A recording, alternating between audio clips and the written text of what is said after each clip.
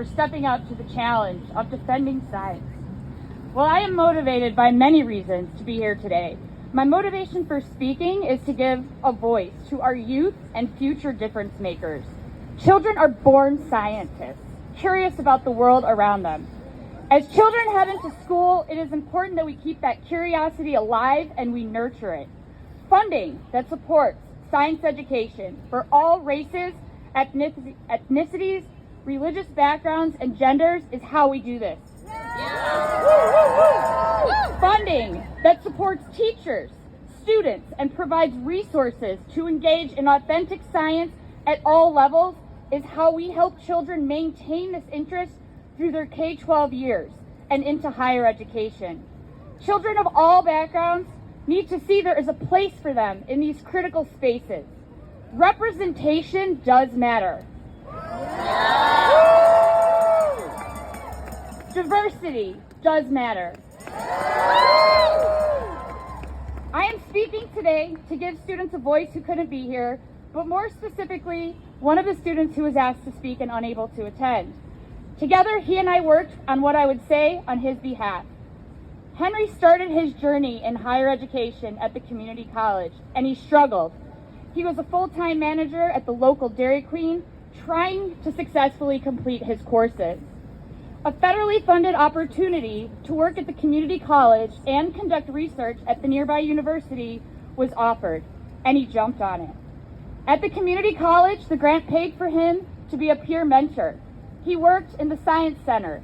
He worked in the tutoring center. He supported instructors in the classroom. As his biology instructor, I witnessed a transformation in Henry as a student, as a leader, and as a scientist. He was more engaged, his grades improved, and he got his voice. For his capstone project, he proposed, carried out, and presented the effects of oxidative stress on C. elegans. Right?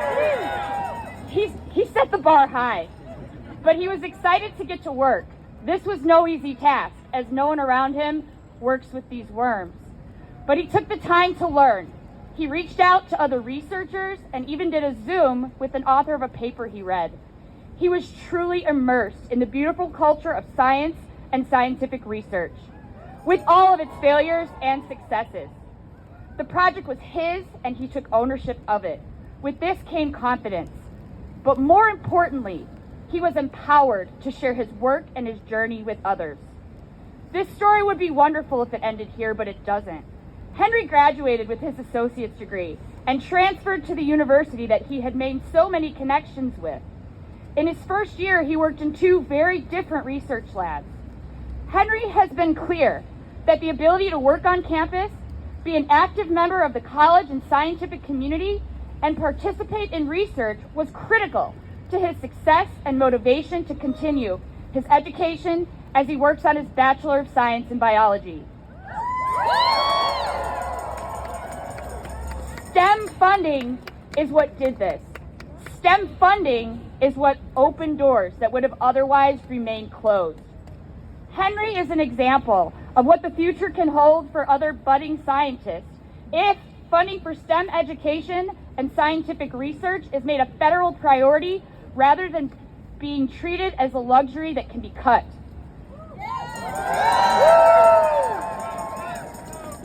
And for Henry and others like him, funding for and diversity within scientific research is crucial for them to look ahead and see a future where there is a place for them to continue to contribute and succeed in science. In closing, In closing, I want to thank Henry for letting me tell his story.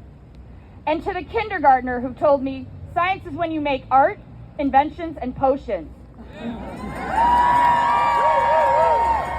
We are fighting for you. To the second grader who told me science is important because you learn about the environment. We are fighting for you.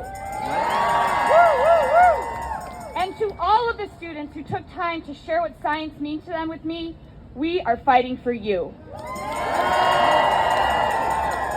We are fighting for the future. Thank you.